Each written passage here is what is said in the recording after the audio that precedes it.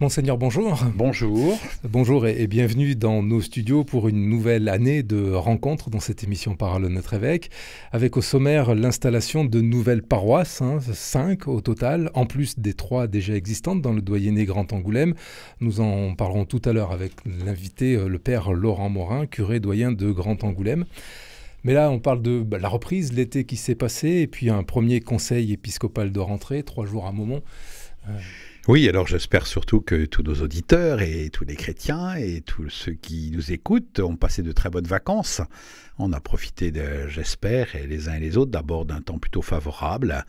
Et on se dit, non seulement c'est la rentrée, maintenant c'est une réalité. Je pense que l'étape est quand même, la rentrée scolaire est quand même une date importante, pas simplement pour les scolaires, mais pour tout le monde. Il semble que voilà, on vit avec ce rythme-là, donc l'Église également, c'est la rentrée dite pastorale, où on essaye d'envisager l'année. Alors vous avez parlé de cette session que nous avons vécue à Momont, avec le conseil épiscopal, et puis la rencontre aussi avec les doyens, puisque nous essayons de rencontrer aussi les doyens très régulièrement.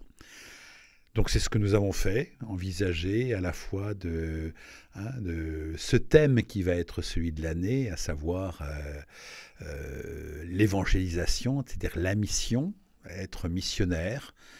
Donc c'est ce que nous avons essayé de réfléchir avec les membres du conseil, réfléchir et puis en même temps voir les principales dates, parce qu'il s'agit de programmer, d'anticiper un petit peu ce qui va se passer cette année. Oui, parce que ce conseil de rentrée, c'est le conseil qui fixe. Non, il y avait beaucoup de choses en préparation, mais on formalise un peu plus, quoi. Et puis on rentre dans le vif du sujet et on se dit, allons-y, quoi. On s'encourage les uns les autres et puis on voit après les difficultés qu'il peut y avoir dans les rentrées pastorales, dans les rentrées des paroisses. Voilà, d'envisager un petit peu toute la situation et puis parcourir un peu l'année en se disant on a aussi des rendez-vous importants. Alors, Allez de tous les peuples, faites des disciples, c'est aussi le titre du journal de l'église de Charente du mois de septembre. Oui, c'est celui qui va être distribué au 15 septembre. Alors, voilà, j'espère que vous êtes très impatients de découvrir ce journal qui essaye de décliner effectivement ce thème de la mission. On s'est dit l'année dernière, c'était suite à un conseil épiscopal, une session d'ailleurs, de se dire, vu ce que nous vivons, et ça reprend un petit peu ce qu'on va envisager après, à savoir, il y avait toute cette question du redressement, pas simplement le redressement économique, il y a également le redressement économique, mais il y avait là, essayer d'anticiper, donc avec une nouvelle organisation en doyenné, 5 doyennés, passer de 13 à 5, ça c'était un peu l'année dernière, c'était l'année 2018, 2019 c'était un peu commencer ou finaliser des regroupements paroissiaux. Et c'est un petit peu ce qui s'est fait, ce qui est en cours. Et puis maintenant que c'est fait, ou que c'est en cours, nous avons d'une certaine manière commencé à réinvestir d'une certaine manière en se relançant dans ce qui est une caractéristique de l'identité de l'Église, c'est qu'elle est envoyée, l'Église existe pour évangéliser, pour être missionnaire. Donc c'est cette idée de mission. Alors, ça ne doit pas être une idée théorique. Il y a également donc des choses très très pratiques que nous voulons mettre en place pour être davantage missionnaires. Alors, nous en parlerons la semaine prochaine, parce que notre invité devrait être Marie-Anne Vitry, qui est chargée de cette mission pour le diocèse, entre autres. Enfin, elle fait partie du conseil épiscopal, donc effectivement à ce titre-là, et puis elle fait partie de la réflexion que nous avons pu avoir sur ce thème de la mission. Et donc ce journal, le premier journal de l'année, qui sera donné le 15 septembre, ce sera lors de la messe à la cathédrale, où vous fêterez vos 25 ans de sacerdoce. On en parlera aussi la semaine prochaine. Et pas de chance, ce ne sera pas à la cathédrale, parce qu'il y aura... C'est pas à la cathédrale, oui, c'est vrai, il y a le circuit des remparts, oui, donc comme avec mon taco, je n'arriverai pas à accéder à la cathédrale. C'est à Loumeau. C'est à Saint-Jacques-de-Loumeau.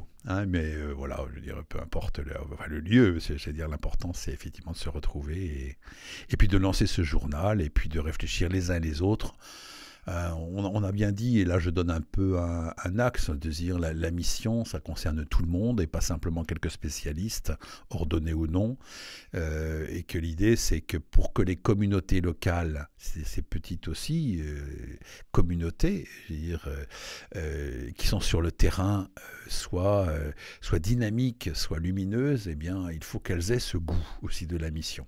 Donc nous souhaitons pouvoir réveiller ce goût de la mission. Et ça nous concerne tous. Voilà un petit peu le thème. Et alors en ce mois de septembre, mois de la rentrée à l'école, qui nous concerne tous, vous disiez tout à l'heure, c'est le moment de refaire un point, enfin de se remettre en marche, c'est ça? Ah, c'est de se remettre en marche, où il y a les affaires courantes, j'allais dire, et puis il y a ce qui court, c'est-à-dire la nécessité aussi de ne pas rester là où on en est, soit pour se lamenter, soit pour se satisfaire. Je crois que sans cesse, on doit être en mouvement et être capable de remettre des choses en cause, de se laisser remettre en cause aussi par les communautés, par certains chrétiens, entre nous aussi, pour qu'on soit vraiment je veux dire, fidèle à notre mission. Donc c'est une interpellation aussi de l'Église qui se laisse interpeller aussi par le monde. Hein. Je pense qu'on n'est pas étranger évidemment à tous les événements du monde, que ce soit les événements politiques, les événements écologiques, je pense à l'Amazonie, je pense aux guerres à droite à gauche. Je veux dire, on est quand même dans un monde en profonde transformation. C'est un changement de monde, comme disent certains observateurs. Et l'Église elle-même, à travers aussi ces réalités qui sont extrêmement diverses selon les pays. Et on a je veux dire, le goût de suivre notre pape lorsqu'il va en Madagascar et d'autres pays, là, pour le Mozambique. Je veux dire, ça nous concerne. Je veux dire, l'église du Madagascar m'intéresse. Et je veux dire, on doit avoir ce sens même de... C'est, je crois, la dimension positive de cette mondialisation. Hein. Ça n'est pas que des effets pervers ou des inconvénients. Il y a aussi cette ouverture au monde. Hein, je sais pas, je donne qui n'est pas encore un projet, c'est l'évêque même d'Alep qui m'invite à y aller. Je me dis, faut-il aller là rencontrer ces communautés qui souffrent tellement et se sentir concerné par la vie du monde, quoi. Voilà, donc... Monseigneur Etchegaray est décédé. Il parlait beaucoup de ces communautés étrangères, de la vie du monde. Oui, c'était vraiment, il avait une licence il sentait le monde respirer, hein, à travers aussi un très très bel hommage que je viens de lire là de l'évêque actuel de Marseille. Je veux dire sur cette grande figure de l'épiscopat français, ce cardinal qui a beaucoup accompagné aussi Jean-Paul II. Alors, je veux dire. Bon, son premier livre, c'était J'avance comme un âne, alors ça me fait un peu rire, mais ça m'a beaucoup inspiré aussi à une époque, de se dire, nous avançons aussi comme des ânes, mais on avance quand même, et Cardinal Etchegaray avait ce sens, je veux dire aussi, de la charité pastorale, c'est-à-dire d'aimer le monde dans lequel le Seigneur nous envoie, et je pense que nous aussi, il faut qu'on aime le monde, et qu'on ne se laisse pas anéantir par ce qui va moins bien, mais de dire, le monde est aimable. Hein, et à travers ses voyages, à travers un regard ecclésial, on peut aussi éveiller notre sensibilité au sens même du monde, quoi. Le monde respire et quand le monde, je veux dire, a froid à côté de la planète, c'est de l'autre côté du monde qu'on éternue. Je veux dire, on est maintenant en grande solidarité, donc je pense que ça fait partie aussi de cet esprit missionnaire que de ne pas être fermé sur nous-mêmes. On peut être fermé dans une communauté locale, on peut être fermé sur une paroisse, sur un doyenné, dans un diocèse, dans une conférence nationale. Il ne faut pas non plus tout mélanger. Ce qu'on a à bien vivre, c'est là où nous sommes de manière très concrète. Hein. Donc, voilà. C'est aussi l'esprit de l'universalité de l'Église.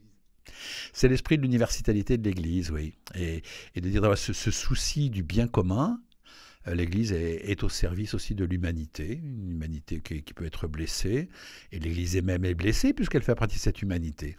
Donc elle a géré ses propres blessures, elle a géré les blessures des hommes, et puis avec ce trésor qu'elle a communiqué, hein, est-ce que nous sommes bien convaincus que l'Évangile, que la présence du Christ dans le monde est la réponse pour sortir de la désespérance et ajuster nos comportements avec le bien, hein, en faisant le bien. Voilà, c'est les grands défis de l'Église d'aujourd'hui et les grands défis de notre Église de Charente. Et tous, eh bien, tous baptisés, voilà, et laïcs, et prêtres, et diacres, et religieux, et religieuses, eh bien, ensemble, voilà, c'est une belle responsabilité et une belle mission que le Seigneur nous confie. Je pense que, comme disait le pape, ne nous laissons pas voler notre joie missionnaire. Voilà, et c'est dans la mission qu'on découvre qui nous sommes, ce pourquoi nous sommes faits, et que nous avons bien des bonnes raisons d'espérer. Pour cette deuxième partie de Parole à notre évêque, Monseigneur, le Père Laurent Morin nous a rejoint. Laurent Morin, bonjour. Bonjour. Alors, vous êtes doyen de Grand Angoulême, vous... Un doyenné qui change de visage en ce dernier trimestre 2019, j'allais dire, parce que la mise en place de nouvelles paroisses est effective. Elles officialisent les regroupements qui existent déjà.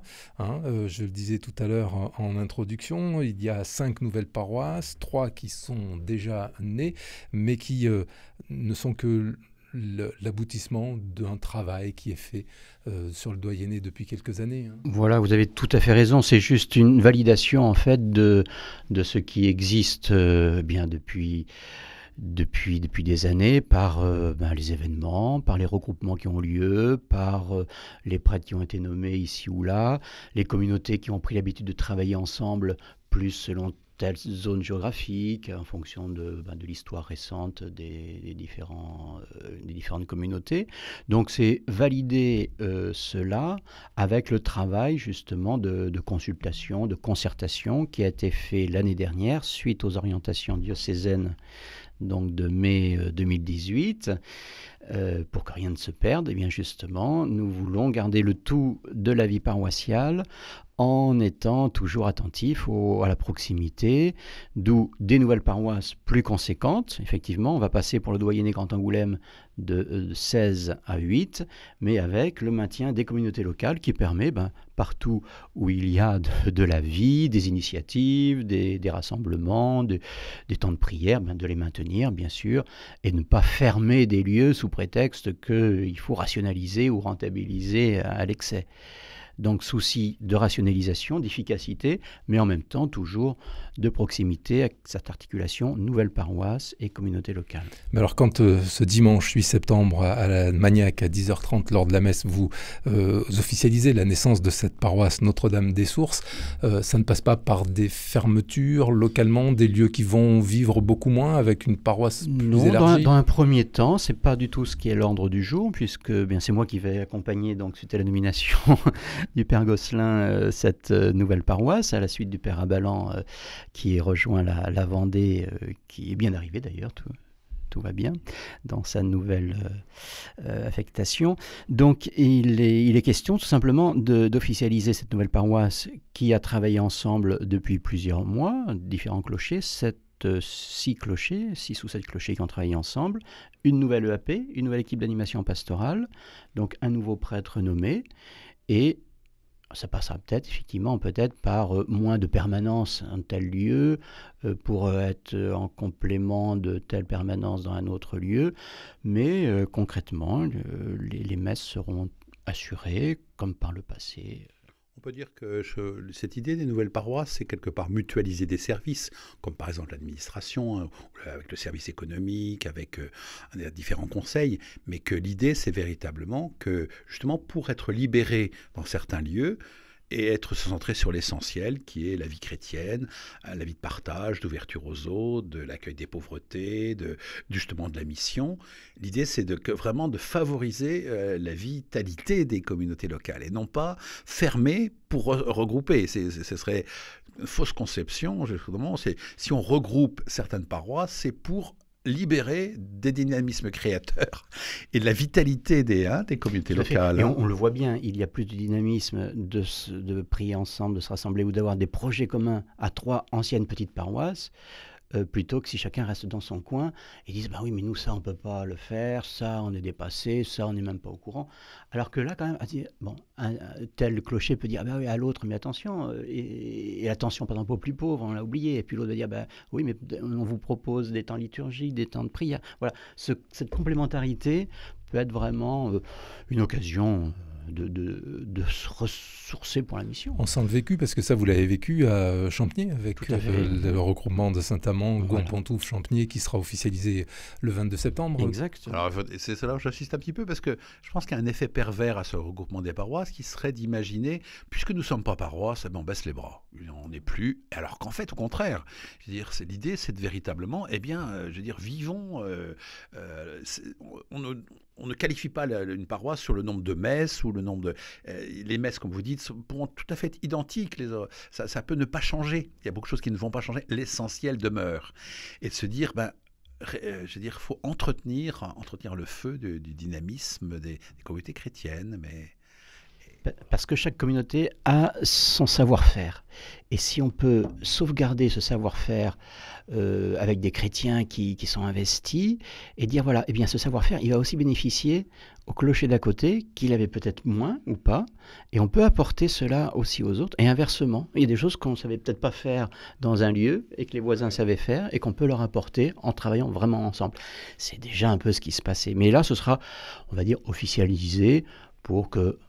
Bon, il y a toujours peut-être ici ou là des petites tensions, mais ça, c'est la vie humaine, c'est pas... Mais ouais, globalement... On s'ennuierait. Bon, toutes les communautés, oui, ça existe. Alors après, c'est certainement pas non plus, c'est le gros qui mange le petit. Non, faut pas. Ça, c'est pas ça, parce que pas. Quelque part, ce qui est le plus important, c'est une communauté qui est vivante. C'est quoi une communauté vivante? C'est une communauté qui partage, c'est une communauté qui se forme, c'est une communauté qui regarde le monde, qui a le souci d'eux, qui va vers. Elle est plus importante que peut-être une grosse assemblée. Je veux dire, l'idée, c'est ça, j'allais dire, c'est la sainteté qui compte. Et quelque part, la nouvelle organisation doit être au service de la sainteté des personnes et des groupes. Alors, est-ce que c'est pour ça que vous avez tenu, est-ce que ces nouvelles paroisses aient un nom? Notre-Dame des Sources, par exemple, on ne parle pas des anciennes paroisses. C'est vrai aussi pour la Visitation sur Bohême, c'est vrai aussi pour la Vallée de l'Échelle. Alors, dans les premiers temps, il va falloir faire un petit exercice intellectuel pour bien resituer. Alors, on va faire un petit guide du doyenné avec la carte du doyenné, la carte des nouvelles paroisses, la liste des communes pour chaque nouvelle paroisse. On va essayer de publier ça à la fin du mois d'octobre, quand tout sera rentré, tout le monde sera rentré, pour pas se tromper. Mais effectivement, ça montre une impulsion nouvelle, et puis ça se vit aussi sous une impulsion, on va dire, en lien avec l'Église, non seulement de la terre, mais l'Église du ciel, avec un saint de référence, avec un lieu géographique à attribuer, cohérent, avec des hommes, des femmes qui déjà, encore une fois, vivent la mission déjà en partie ensemble et qui sont prêts à continuer. C'est pas facile de choisir un nom, vous savez. Alors, il y a eu une consultation des communautés, et c'est vrai que ça, on ne peut jamais mettre d'accord tout le monde. Alors, je crois qu'il faut, avec simplicité, se dire, un nom a été choisi, on va se regrouper sur ce nom-là. Le nom n'est pas le plus important quand même. Mais normalement, ils ont un sens. Tout à fait un sens, oui. Ils ont un sens. Il y a à la fois un sens pour pouvoir localiser la paroisse, et puis la consultation a permis de faire... Le saint tutélaire et aussi en référence avec la vie des gens du lieu. Alors par exemple, Notre-Dame des Sources, quel est les le sources sens de la Tour. Et en même temps, ce caractère géographique qui est au centre de cette nouvelle paroisse, c'est aussi le ressourcement, c'est aussi les sources de la vie, de la foi. Et puis sous la figure de Marie, qui est la figure, on va dire, habituelle de l'accompagnement divin. Alors, il y a une évidence quand on parle de Saint-Cybard sur Charente-et-Noire, mais la Visitation sur Bohême? Alors, la Visitation. La Visitation, ça n'a pas été forcément le nom qui a été retenu en premier, et puis un ensemble de la communauté a pu manifester que c'était vraiment pour eux important. Pourquoi? Alors, leur argumentation, qui est tout à fait recevable et qui a d'ailleurs été accueillie, puisque c'est un nom qui a été retenu, c'est le lieu où il y a les principaux hôpitaux, Girac, Camille Claudel, et de se dire, on veut avoir aussi le souci d'être en visite auprès de nos frères malades. Voilà. Il y a les glamots aussi à rouler. Pardon ? Il y a les glamots aussi à rouler. Oui, il y a beaucoup d'établissements. Donc d'établissements. cette idée-là, à la fois visitation, ça évoque effectivement la visitation, le mystère joyeux de Marie qui va voir sa cousine Élisabeth pour l'aider. Et puis c'est cette dimension aussi d'établissement hospitalier et donc de volonté d'être attentif à nos frères malades. Donc pour ces nouvelles paroisses, on le redit, ce dimanche 8 septembre, 10h30, la messe à Magnac pour la paroisse Notre-Dame des Sources. Dimanche prochain, le 15 septembre, messe à ma campagne, mais ce regroupement avec la Grande Garenne existe déjà, une messe de rentrée. Le samedi 22, ensuite à Saint-Amand pour Saint-Amand-Gonche, Gompontouvre, Champniers. Le 28 septembre à Nersac pour la Visitation sur Bohême. Le 6 octobre à Saint-Cybard sur Charente-et-Nouert. Là, ce sera où ?